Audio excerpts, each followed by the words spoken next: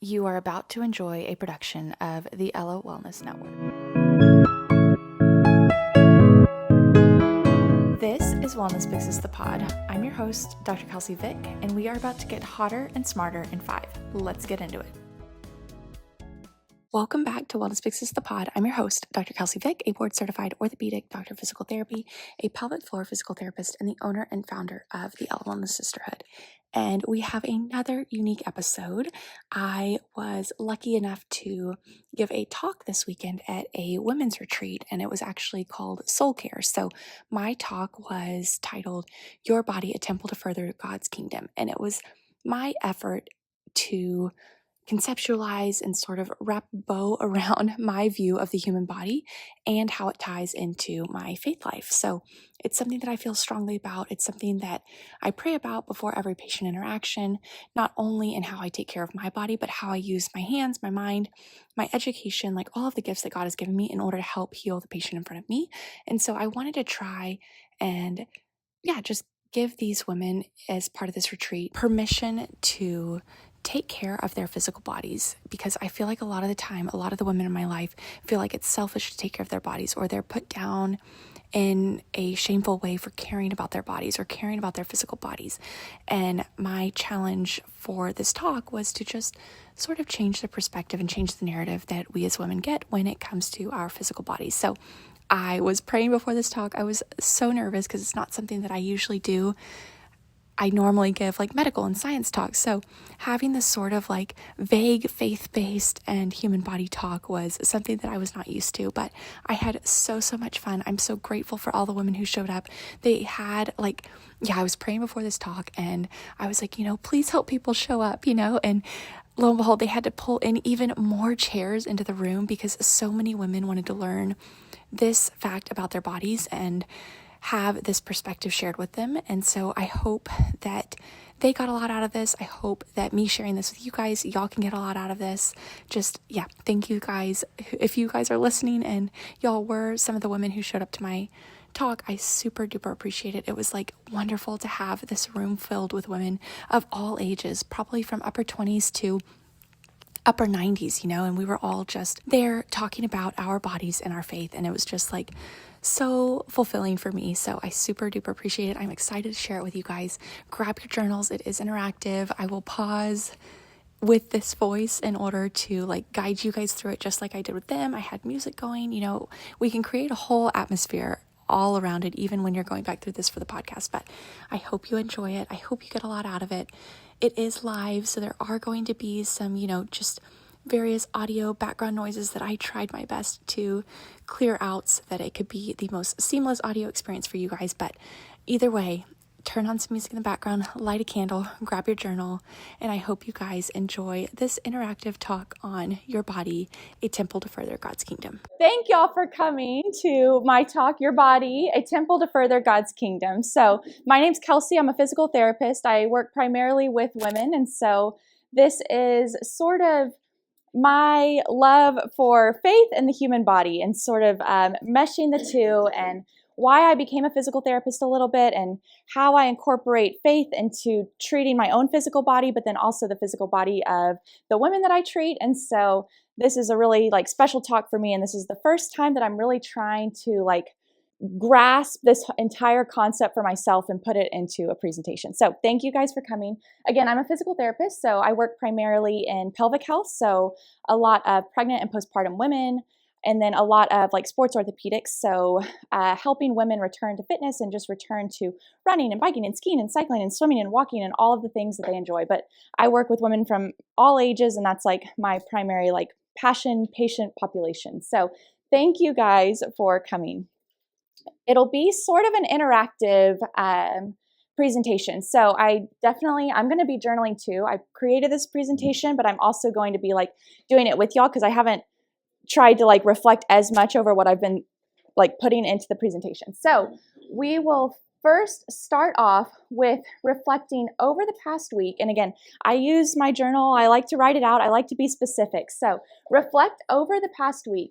Think of moments where you felt joyful, loved, kindness, and compassion. And then on the flip side of that, think of moments where you've shared it. So where you've shared joy, love, kindness, and compassion. So where you've experienced it, but then also where you have shared it. And we're gonna take a few moments. I want y'all to get really specific. So, go week by or day by day. Like you can write out Monday, this is where I've felt it, this is how I've shared it, this is where I've experienced it. Tuesday, and I want you guys to think of certain moments with yourself, with other people, with, community members or strangers, whatever it is. Like think very specifically of moments where you've shared joy, love, kindness, compassion, and where you've also experienced it. This is where we take a pause and sort of just fill out our journals. So feel free to pause this podcast, make it interactive yourself. That way you are also getting the benefit of all of this reflection and mindfulness activities that these women during the talk were. We will come back to that reflection a little bit. So as a pelvic floor physical therapist, I believe hugely in the power of breath work to sort of fine tune our nervous system. So before we continue with the rest of this presentation, I want us to get in the really the right mindset. And there's some things that we can do behaviorally with our breath work in order to cue our nervous system into the sort of this rest, digest, calming state. So I want us all, again, I'm a big believer in closing your eyes and really just zoning in, but we'll use our breath work, so an action, a behavior, in order to help flip our possibly the excitement from what happened over there, the excitement of the morning, the stress of the morning, into this sort of calming, rest, digest, really engaging our parasympathetic nervous system. So if y'all feel comfortable, close your eyes and just really, really zone in. And we're going to do a little bit of breath work, and I'll kind of guide you through some physical therapy cues for breath work. But I want you guys to think of your rib cage as an umbrella. So 360 degrees all the way around. On that inhale, I want you to expand that rib cage like an umbrella in 360 degrees. So really focusing on that inhale, inhaling through the side bodies, that back body especially. It's really easy to get that belly breath, but really expanding that side bodies, expanding that back body on the inhale. On the exhale, I want you to think about zipping up from your pubic bone up to your rib cage. So really exhaling from the bottom up and getting all of that air out, feeling that rib cage wrap around like a hug at the very end of that exhale. So again, inhale 360 degrees like an umbrella. Exhale, zip up from the pubic bone to the rib cage. Wrap around that rib cage like a hug, really squeezing out the very last little bit of that exhale. We're going to do it to counts next, so keeping that really, really good form.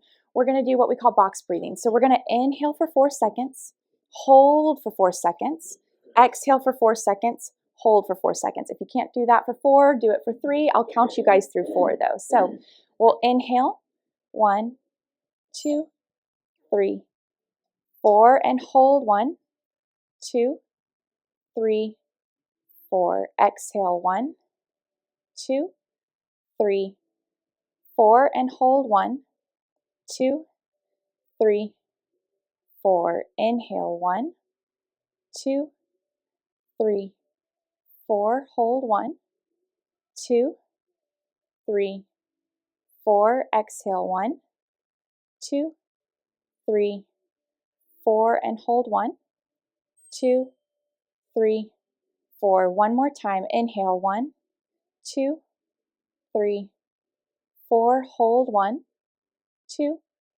3, 4. Exhale, 1, 2, 3, 4, and hold 1, 2, 3, 4. Awesome. Eyes open. I think this is one of the really, really cool ways that God's built our bodies in order to access different parts of our physical body, like our nervous system, in order to change our states to this more rest, digest, calming part of our nervous system. And so not only from a perspective shift and a mindset shift are our bodies important in our faith, but also he built pathways within our bodies in order to be able to access certain things in order to help us when we do get stressed or when we do get anxious, like our breath work, or when we're trying to shift and forget some of the things that maybe happened in the day as we enter our quiet time or something. And so that's one of the really cool tools to utilize, and y'all can utilize that throughout the day, right? But focusing on some of those mechanical cues, like the umbrella breath and the zipping up, that really helps activate all the different parts of our diaphragm, of our pelvic floor that we really want active in order to cue that parasympathetic nervous system. So we'll come back to our reflection.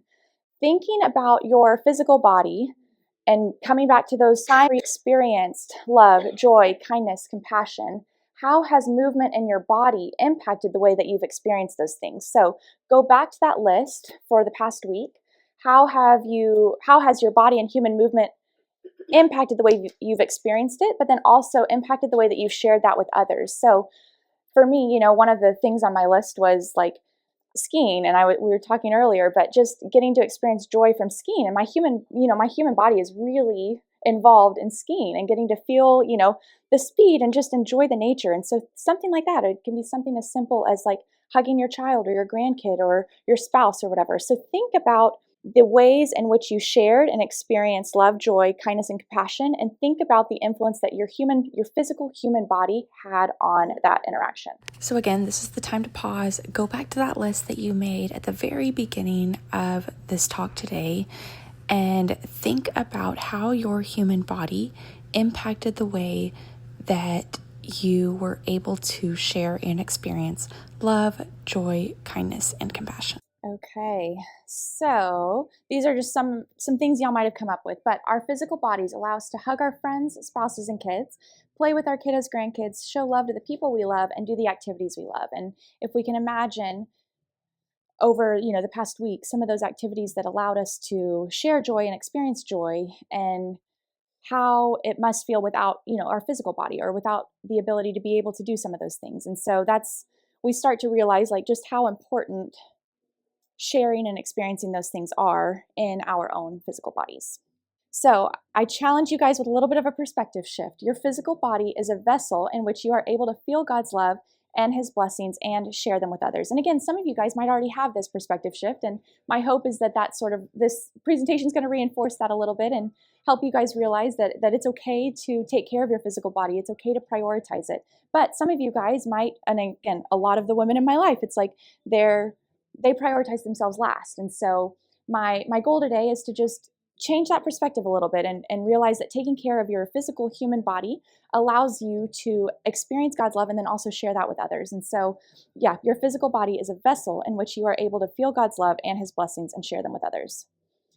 So 2 Corinthians 4, verse 7 through 10 says, "But we hold this treasure in earthen vessels, that the surpassing power may be of God and not from us. We are afflicted in every way, but not constrained, perplexed, but not driven to despair, persecuted, but not abandoned, struck down, but not destroyed, always caring about the body of the dying Jesus, so that the life of Jesus may also be manifested in our body." So another perspective shift. And I think this is where the hard part comes in, but giving effort and time to taking care of your physical body is a way to glorify God and thank him for the blessing of your body. And so it's not selfish to take care of yourself. It's not selfish to, take time away for a little bit and just work on your body in whatever way that is, whether it's movement. Again, that's where my expertise comes in, but movement, cooking a healthy meal, hydration, or mindfulness, meditation. I know there's a lot of good talks today on meditation, but all of these sorts of things are in order to take care of your physical body so that you can glorify God and experience God's glory in yourself too. So 1 Corinthians 6, 19 through 20 says, "Do you not know that your body is a temple of the Holy Spirit within you, whom you have from God, and that you are not your own? For you have been purchased at a price. Therefore, glorify God in your body." So again, a journal session here. We'll break out and do some of our own writing, but think about movement and your body. How have they impacted your life favorably, and how have they impacted your life non-favorably? And I say movement, but this can be like, I know some people have like just digestive issues or anything with your physical body where your life has been impacted favorably or non-favorably. And for favorably, I'm thinking like the birth of a child, right? And non-favorably, I know a lot of us have experienced pain, injury, suffering in some way. And so it's okay to accept both can happen to your physical body and accept that part of the reason we might have these non-favorable experiences in our human body, whether that be pain, injury, car accident, concussion, suffering, whatever it is in order to bring us closer to God in some sort of way, right? Where if we've ever experienced something in like a physical limitation with pain or an injury, how has that also brought us closer to God too? So this is another sort of part two to that question, but how has movement in your physical human body impacted your life favorably, which I'm sure that's a lot easier to grasp, but then also how have they impacted your life non-favorably as well? So, again, if you're joining us and actually using this podcast as an interactive reflection, this is the time to journal, write down how has your physical body impacted your life favorably and non favorably. Okay, y'all can continue to write, but a few of the ways that I think about this when it comes to a physical therapist perspective. So, a lot of the time, I know that what I do with patients is only part of the picture, right? There's a whole other person that's involved in the care of the human in front of me, right? And so a lot of the patients that I see have these limitations. So they're in this stage of how has movement in their body impacted their life non-favorably, right? Where they're experiencing this pain, they're experiencing injury, they're experiencing some sort of limitations. And a lot of the times my prayer before going into some of these situations is like, dear God, let my hands heal, let my mind, the knowledge that I've gathered, let that help heal them. Let, whatever I'm able to share, let it do what it needs to do. But then, you come in and help as much as you need, or guide this patient in whatever way you need, right? Because some of the time it's not up to me, right? They're experiencing this pain, they're experiencing this physical limitation for some unknown reason to me. And it's my job to help heal them and help guide them through this. But some of the time that's not up to me, and it's up to him, right? Where it's like there's certain things that he's trying to guide them towards because of this pain or this injury or this suffering in some way. And so I have to realize that I can do my part, and he's on that team too, but that it's really ultimately up to him and how he wants them to experience that stage in their life. And so I challenge all of us too, when we're going through some of these stages in life where movement in our human body, we're experiencing sort of like non-favorable things with it, whether again that be pain or injury or suffering in some way, that we take a look and we say, you know what, like God built my body this way to make me feel this pain because something's wrong. It's an indication that something needs to be fixed, right? And it's a signal that our bodies give us. And that signal was built into our bodies from God, right? They're from God. And so having something like pain or injury or suffering in some way within our body is really our body's way of communicating to us and God's way of telling us, hey, something's wrong, pause, whether that be a physical issue, right? Or whether that be, environmental, like slow down in your life or whatever he's trying to cue us to. And so it's so hard for me to be able to do that. But knowing that anytime I experience pain, injury, suffering in some way, whether that be even a mental health crisis, it doesn't just have to be physical, but knowing that it's a way that our body is signaling to us to slow down, to pause, to figure out what's going on. And again, that's a message from God. So, challenge number one, again, changing the narrative to my physical body helps to further God's kingdom and his work here on earth. So, think about movement in your body. What are some ways that you help to share God's love with others using your physical body? And I'll take a little quicker of a time with this because we kind of have already gone through some of this with the reflection. But what are some ways, again, maybe not within the past week, but maybe going forward from this talk, like what are some ways that you can use that you can show people love, but that how does your physical body play a role in that? Okay, grab those journals, take some time to just really quickly reflect over how can you use your physical body in the upcoming weeks, years, days, whatever, in order to show God's love towards others and then also experience God's love yourself. Worshiping, taking care of our kids, parents, grandparents. Again, I know a lot of us are caretakers for someone, right? And so that's one of the ways that we can definitely show God's love. And then comforting a loved one and showing kids, grandkids fun activities. Again, I'm sure all of you guys have thought of these too, but my hope is that it just brings to your attention that anytime you are doing these things, you are glorifying God within your physical body too. So, okay, now I want you, this is going to go a little bit more inward, but think about your body. What is your current view on your body? Like just over the, course of the last 5-10 years, like what has been your view on your body? And just be completely honest with yourself. Do you view it or have you viewed it as a temple for sharing God's love? And again, it's okay if you don't. This is the time to be really honest about and just sort of reflect on different experiences that you've had or different self-talk that you've had about your own body and how you've experienced your own body or views that you've had on your own body over the past few years, and just sort of see where your mindset has been before even entering this talk. Okay, I really do want you guys to be super honest when you're journaling about this. Don't be ashamed. Don't be afraid to really write down what you currently think about your body. Whatever it is okay. I know that there are so many women in the world who have so many varied beliefs around their body and how their body impacts their faith, how it impacts how they show up in the world. So really be super honest as you're writing this down. and try again, just be honest with yourself with where you're at and where your mindset's at right now when it comes to your physical body. You guys can continue to keep writing, but I also wanted to bring this up too, is that a lot of us probably have like grandkids, kiddos, daughters, especially. I'm talking primarily like women, cousins, sisters. If you guys feel like y'all have a very strong sense of like your physical body and a good view on your physical body, I guarantee that some of those girls and women in our life younger than us don't necessarily have that, or are learning things about their bodies and viewing their bodies in a negative light. And so part of it is also thinking about my own body, how I want to view my own body, and then how I want to share that with especially the younger girls and younger women in my life who text me all the time and it's like, "Hey, I want to change this about my body. How do I do that?" Especially since my like expertise is in movement and the human body and muscle building and fat loss, all of those things start to come into these young girls' minds. And so it's taken me, again, I've struggled with this too, but it's taken me a long time in order to change that mindset and be like, you know what? My body is a gift, and anything that I do and not overdo, right? I'm speaking personally, but I know a lot of us in our lives have these girls that are younger than us and women in our lives that are younger than us who are over exercising, under eating, under fueling, just like really tearing their bodies apart because of what society says like our body should look like or how they should, yeah, just aesthetically look. And so I want us to just like challenge our own views so that we can share that with those who are younger than us, and view it as a healthy behavior that we put into our lives is something to build our bodies up. So I have this concept, and it's become sort of my deeper why in my own like healthy routine and movement, but I call it the longevity fund.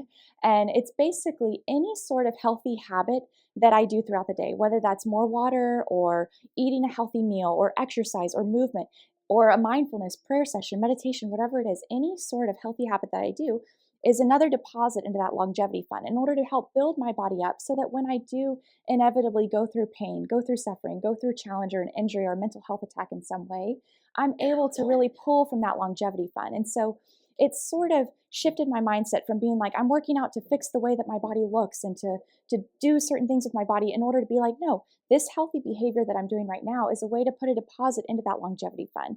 Because the patients that I've seen that heal the best, that do the best, that perform the best and have the best mindset around rehab, they have these pretty substantial longevity funds where they've really been putting in some of those healthy behaviors into their physical bodies that they can pull from when they do. And again, inevitably, we're going to go through pain, we're going to go through a challenge, we're going to go through suffering, some sort of physical limitation within our bodies. And so, thinking about this longevity fund and not working out or under fueling to look a certain way or to feel a certain way, but to really build up my body, fuel my body in the right way, work out, exercise, hydrate, go on this walks, mindfulness exercises for my mental health in order to help build up that longevity fund so that, when I do go through something like that, it's something that I can pull from. So challenge number 2, changing the narrative to taking care of my body is a way to glorify God.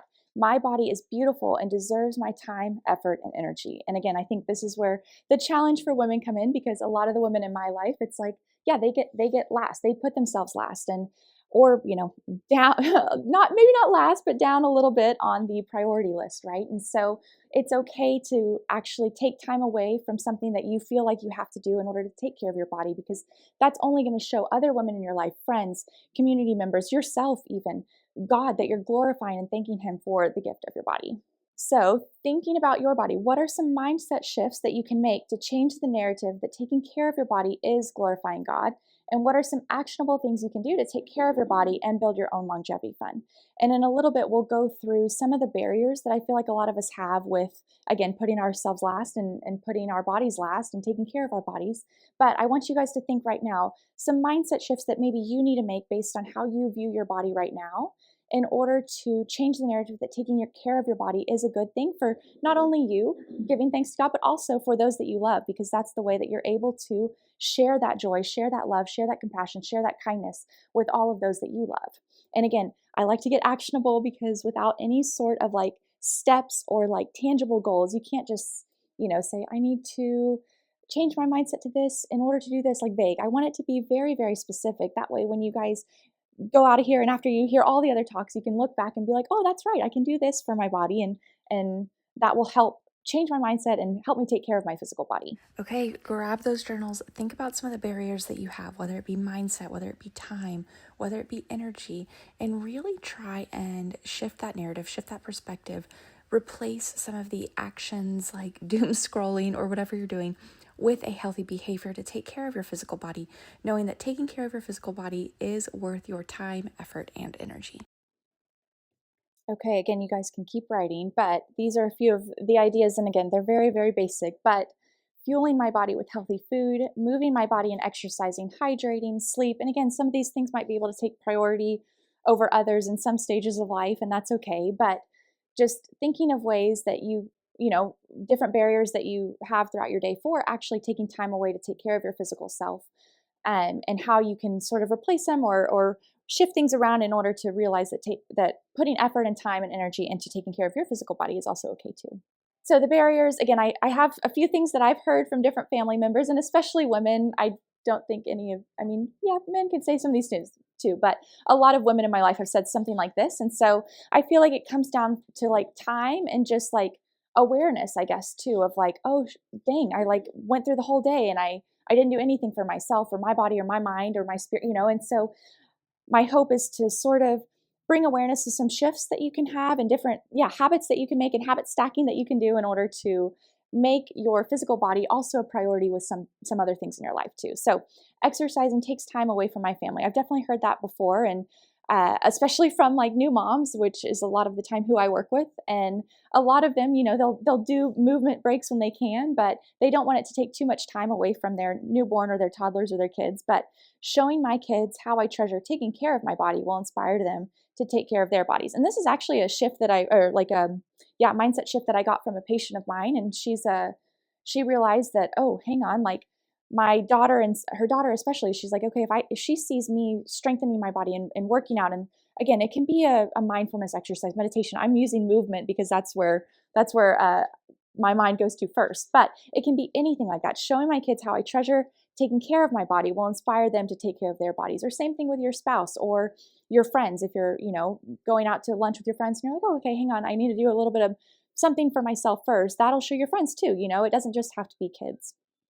This one I hear a lot, but caring about my body is selfish and shallow. Or even if we don't verbalize it, we feel that, right? Where it's like, oh, I don't have time to take care of myself because I have to go run and do this volunteer work or take this kid to, some sort of gymnastics lesson or swim team or whatever it is. So caring about my body is selfish and shallow. It shouldn't be the first thing on the list, right? But my body is a gift, and taking care of it is not selfish. It is giving thanks for this blessing of your physical body. And then the last barrier I have, exercising, or again, I tried to incorporate something that's not movement, but exercising or prepping a healthy meal makes it harder to have faith-based quiet time. So basically just thinking like, oh, if I only have 30 minutes in the day, I normally would spend that, journaling or making quiet time with God, and not exercising, right? And so I can habit stack, I can pray while moving or cooking, listen to worship music, or enjoy God's creation while walking in nature. So thinking about different activities that you can do and combining them with something that allows you to experience God's love and dive deeper into your faith. And so for me, this one's actually for me primarily, because a lot of the time I only do have that 30 minutes in the morning in order to like take care of my body, have my faith time before my breakfast, before work, all of these things. And I realized that, okay, if I can work out at this time and then watch the sunrise and have worship music on in the background, it's like this nice sort of like wake up. And again, with that breath work before and after my workout that we did before, it's like time to sort of recenter myself, have a little bit of a mindfulness exercise, tune into my faith a little bit while I'm actually doing that workout so that I can sort of combine those two things together. So last little Bible verse here, but 1 Corinthians 3:16-17 says, "Do you not know that you are the temple of God, and that the Spirit of God dwells in you? If anyone destroys God's temple, God will destroy that person. For the temple of God, which you are, is holy." I also use these verses as like motivation if I don't have any motivation to, cook a healthy meal or take care of my body in some way. It's like, oh, wait, hang on. I need to do that. Okay, that is it. So thank you guys for coming to my talk. I appreciate it. I hope you guys got something out of it. And yeah, I just really appreciate it. And that was the end prior to all of the questions. But I will say one of the women in the group brought up the fact that a 30-second hug has been shown to release certain endorphins. And again, I haven't looked up the study, but I have heard this. She didn't know the study, but we were just sort of laughing. thinking about how something like a long hug with our physical bodies can release certain endorphins in order to just make us happier. And again, that's something that God actually built into our bodies to experience his love and love from others and show other people love ourselves. So I thought that was super cool. But I had such a wonderful time. I was so grateful to have a room literally filled with women. We had to bring in more chairs, which was just so cool. And I know over time, this talk will just get better and better as I sort of fine tune, because as I told so many of the women there, I'm used to giving very medical talks. And so mixing medical and science with faith is a new territory for me. So if you've made it this far in the podcast, I hope you enjoyed it. I hope you go back and reflect and journal and try and get the most out of it, because it really does help me just conceptualize, the reason that we are here on this earth and the reason that we have a physical body to experience all of God's love and actually share it with others. And so I just had a fun time giving this talk and sort of trying to, conceptualize all of my thoughts around the human body and our faith. So thank you guys for listening to this episode of Wellness Fixes the Pod. If you liked it, please review it, comment, subscribe, on whatever podcast app you're listening on. It really, really helps me. Leave a review. I would super duper appreciate it. Share it with someone who you think might benefit from it. And I'll see you guys again on the next Wellness Fixes the Pod episode.